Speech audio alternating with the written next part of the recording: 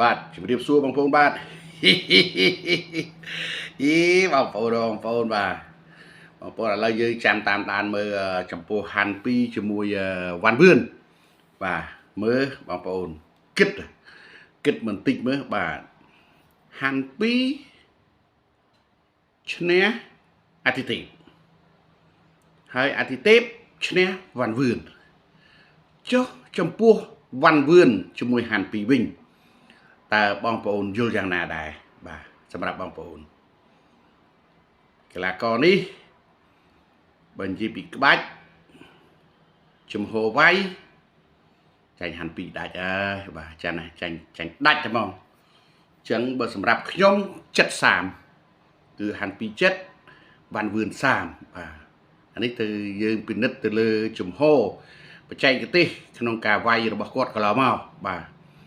ហើយបូកផ្សំនឹងការវឹកហាត់បាទយើងឃើញតើអ្នកណា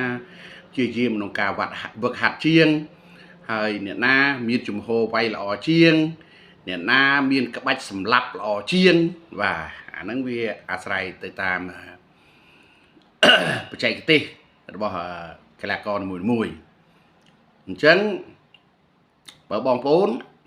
យ៉ាងយល់យ៉ាងម៉េចបាទហើយយើងពិនិត្យទៅលើការវឹកហាត់របស់ហាន់2គឺ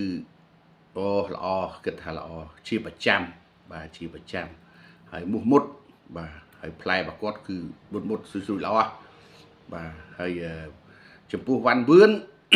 យើងពិនិត្យកន្លងមកឃើញគាត់ប្រកួតហាក់បីដូចជាផុយស្រួយបាទបើនិយាយពីប្រកួតជាមួយអាទិទេពវិញគឺផុយស្រួយមកផុយស្រួយបាទអញ្ចឹងបើធៀបទៅជាមួយហាន់2គឺថាយើងថាទៅមិនរួចស្ពៃតែម្ដងបាទ70-30វាសំរុំ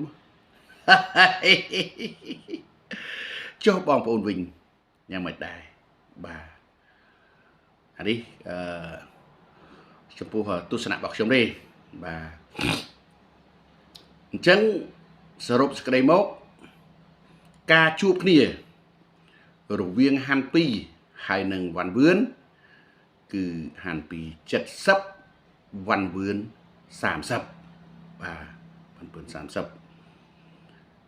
យើងអ្នកណាក៏ដឹងដែរថាតើកីឡាករទាំងពីរនេះមួយណាក្បាច់ល្អជាងបាទមែនទេបងប្អូនគិតតែម៉េចបើខ្ញុំគឺថាហាន់2ហើយ100%មកហាន់2ទៅ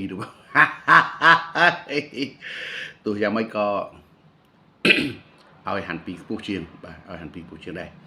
ព្រោះដូចខ្ញុំថាយ៉ាងហាន់2ឈ្នះអាទិទេពឈ្នះវ៉ាន់វឿនបាទកីឡាករនេះប្រសិនបើជាហាន់2ចាញ់វ៉ាន់វឿនទៅវិញគឺថាវាជារឿងមួយចម្លែកបាទសូមអរគុណសូមជម្រាបលាបាទ